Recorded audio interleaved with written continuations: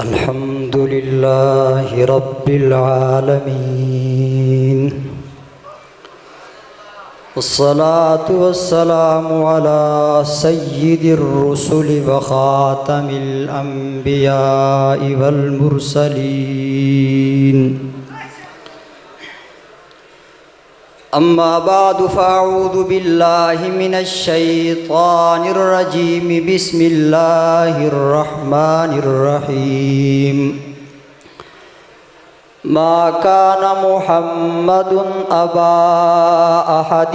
من رجالكم ولكن رسول الله وخاتم النبيين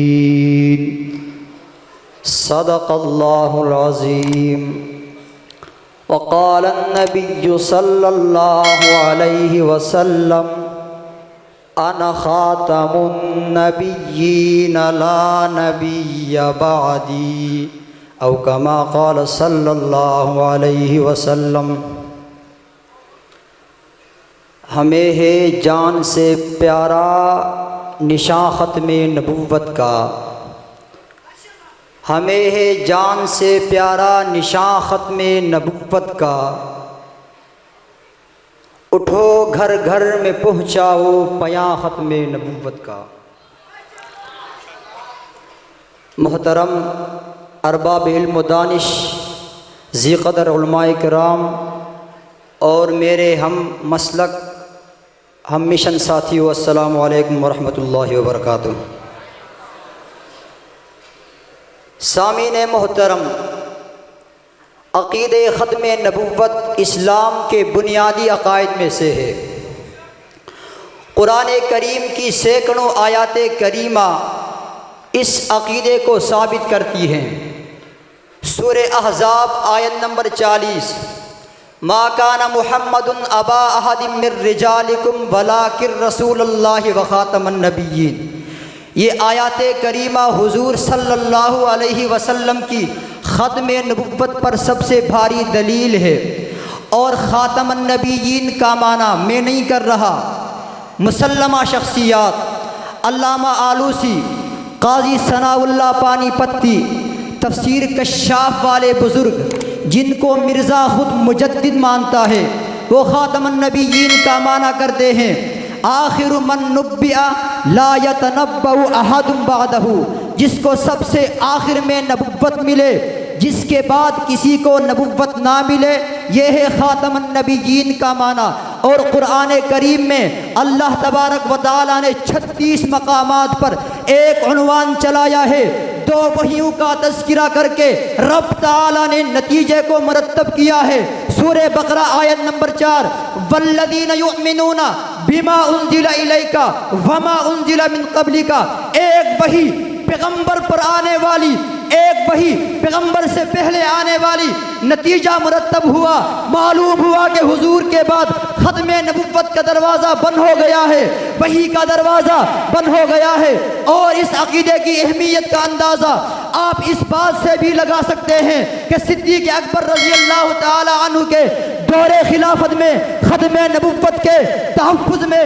1200 صحابہ کرام نے مسیلمہ کذاب کے خلاف جنگ یمامہ میں جانوں کا نذرانہ پیش کیا، جام شہادت نوش کیا، جن میں 1200 صحابہ حفاظ تھے۔ اور آئے سنیے، ایک دوسرے صحابی حبیب ابن زید رضی اللہ تعالی عنہ نے اپنی جان کے ٹکڑے ٹکڑے کروانا گوارا تو کر لیا، لیکن حضور کے ختم نبوت کے خلاف ایک لفظ سننا بھی گوارا نہ کیا۔ ایک تابعی ابو مسلم خولانی رحمۃ اللہ تعالی علیہ نے جان کا نذرانہ پیش کیا، آگ میں کود گئے، رب تعالیٰ نے ان پہ آگ کو گلے گلزار کر دیا۔ سامعین محترم، حضور صلی اللہ علیہ وسلم کی پوری زندگی کی کمائی اور گراں قدر اثاثہ صحابہ کا یوں جانوں کا نذرانہ پیش کرنا، تابعین، علماء، صلحاء امت کا ختم نبوت کے پاسداری کرتے ہوئے جانیں لٹانا، یہ عقیدہ ختم نبوت کی اہمیت اور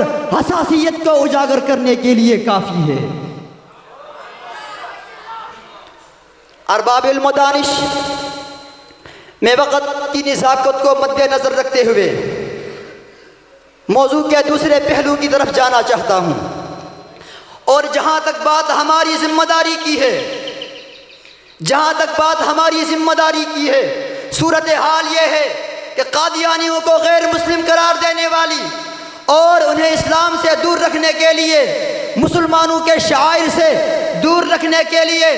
جو قانونی اقدامات اب تک ہوئے ہیں ان پر عمل درآمد کا معاملہ خاصا سست روی کا شکار ہے، اور دوسری طرف قادیانی اور دیگر اس کی حمایتی لابیاں مسلسل اس کوشش میں ہیں کہ ان اقدامات کو عملاً غیر مؤثر قرار دیا جائے۔ سامعین محترم، بحیثیت مسلم ہونے کے ہم پر چند ایک ذمہ داریاں عائد ہوتی ہے۔ نمبر 1، قادیانیوں کو غیر مسلم قرار دینے والی آئینی ترمیم 1984 کے امتناع قادیانیت RDNS کے تحفظ کے لیے ہمیں ہمہ وقت چکنا رہنا ہوگا۔ نمبر 2، ختم نبوت کے تحفظ کے لیے پوری اسلام کے لوگوں کو جمع ہو کر عالمی کفریہ طاقتوں کے